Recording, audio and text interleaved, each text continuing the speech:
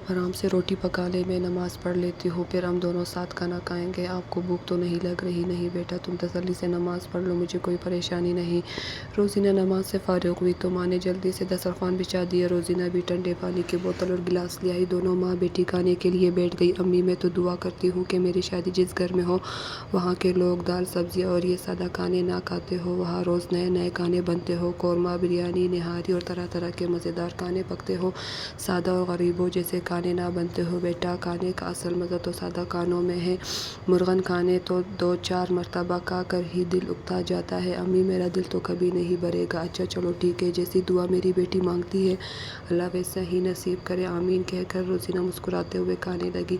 रोज़ीना का बड़े अच्छे घराने से रिश्ता आया था। जेठ की बेटी की शादी में रोज़ीना को देखा था। जेठ के दोस्त का बेटा था, बहुत अच्छी पोस्ट पर था। एक भाई बड़ा शादीशुदा था, इसका अपना बच्चों के कपड़ों का ब्रांड था। बहन भी एक ही थी, शादी 2 साल पहले हुई। जिठानी दोस्त की बीवी और बेटी के साथ आई तो रिश्ता भी मिल गया और अपने यहाँ लड़का देखने की दावत भी दे दी।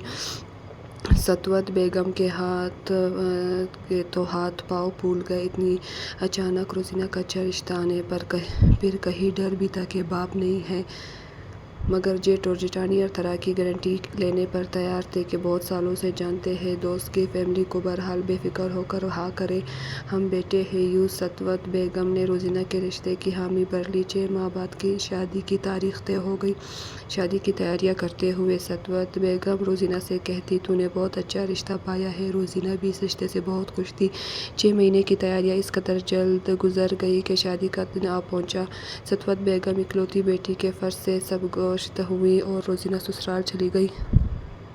शुरू के दुल्हन के दिनों में घूमना फिरना बहुत था। बड़ी जिठानी और सास खाना पकाती थी, बाकी के तमाम कामों के लिए मासिया थी। रोज़ाना तरह तरह के खाने मेज़ की जीनत बनते। सास और जेठानी के हाथ में जायका भी बहुत था। खाने में कोई एक चीज़ तो पकती ही नहीं थी, हमेशा नई वैरायटी तैयार होती। बकौल मियाँ और जेठ के, बंदा कमाता क्यों है, एक वक्त का खाना तो घर में खाते हैं। सास भी कहती कि मर्द जब कमा कर आए तो इनके खाने पीने का ख़ास ख्याल रखना चाहिए। अनीला के दुल्हन के दिन ख़त्म हुए तो सास ने खीर में हाथ डलवाया। दावत का खाना दोनों देवरानी और जेठानी ने मिलकर तैयार किया। दावत बखैर वाफियत हुई और खाने और खीर की बहुत तारीफ़ की गई। रोज़ीना ने भी बड़ा दिल लगा कर खाना पकाया था। फिर जेठानी तो माहिर थी, इनकी निगरानी ही काफ़ी थी। खीर पकाने के बाद रोज़ीना ने बाकायदा किचन में कदम रखा और खाना पकाने के लिए अपनी ड्यूटी शुरू की। सास ने दोनों बहुओं के एक दिन मुकर्रर कर दिए। एक दिन एक बहू की बारी, दूसरे दिन दूसरी बहू की बारी।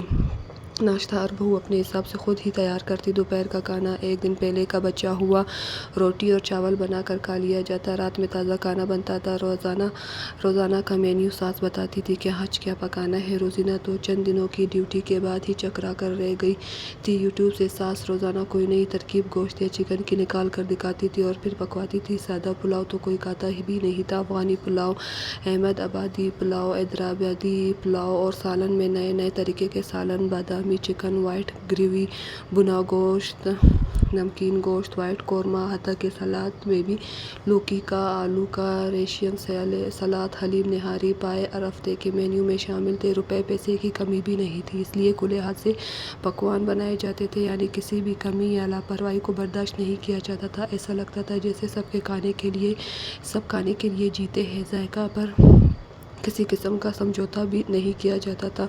सास को आने से पहले ही नंद अपने खाने का मेन्यू लिखवा देती, फिर वो अपनी निगरानी में बेटी और दामाद के पसंदीदा खाने पकवाती। जेठानी रोज़ीना को बताने लगी कि शादी के दिनों में भी परेशान हो जाती थी, अकेले सब कुछ करना पड़ता था, फिर आहिस्ता आहिस्ता माहौल और चीज़ों के साथ समझौता करना पड़ा।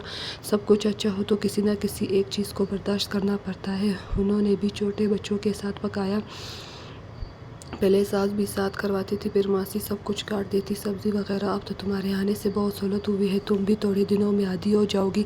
बाकी अभी शुरू के दिन है ना। रोज़ीना एक दिन का खाना बनाकर इतनी थक जाती कि दूसरे दिन तक थकन का एहसास रहता कि दोबारा बारी आ जाती। खाने पकाते पकाते रोज़ीना का खाने को भी दिल ना चाहता। आज बड़े दिन बाद रोज़ीना अम्मा की तरफ आई थी, बता रही थी। अम्मा पूछ रही थी कि क्या खाने का दिल चाह रहा है। अम्मा ने बताया कि मैंने चिकन में मसाला लगाकर मैरिनेट करने के लिए रखा है, हलीम पूरा तैयार करके फ्रीज में रखा है, बस गर्म करके बघार देना है। पर इसने कहा कि इन खानों से दिल भर गया है, अब दिल नहीं चाहता कुछ सादा खाऊं। روزینہ یہ کہہ رہی یقین نہیں آ رہا۔ ہاں میں کہہ رہی ہوں، جن کھانوں کے لیے میں مرتی تھی اب ان کھانوں کو پکانے کے بعد اتنا تک جاتی ہوں کہ کھانے کا بھی دل نہیں چاہتا۔ یہ واقعی میں درست ہے کہ مرچ مسالے والے مرغن کھانے بنانے میں کتنا وقت اور محنت درکار ہوتی ہے، پھر روز کھائے بھی نہیں جاتے۔ آج تو اماں بینگن کا بھرتا اور پیلی دال کھانے کا دل چاہ رہا ہے۔ روزینہ نے اپنی اماں کو بتایا کہ وہ بہت خوش ہے کیونکہ اتنا خیال رکھنے والا، محبت کرنے والا شوہر، گھر، گاڑی اور روپے پیسے کی کوئی کمی نہیں ہے، سسرال میں بھی کوئی روک ٹوک نہیں ہے۔ لڑکیاں ایسے سسرال کے بارے میں خواب دیکھتی ہیں، پر اماں میں نے اللہ میاں سے دعا یہی کی تھی کہ سسرال میں نئے طرح کے کھانے پکے، بڑی ویرائٹی ہو، 2-3 طرح کے سالن ہو، میٹھا ہو، روز پلاؤ، بریانی ہو، کھانا بہت امیروں والا بنے۔ لیکن وہ یہ نہیں جانتی تھی کہ یہ محنت طلب کھانے اس کے پکانے ہوں گے، اور نہ ہی اس نے اللہ میاں سے کچھ اور مانگا تھا۔ جو مانگا تھا وہ مل گیا۔ پھر شکوہ کیا کہ کاش وہ اپنی دعا مکمل طور پر مانگتی۔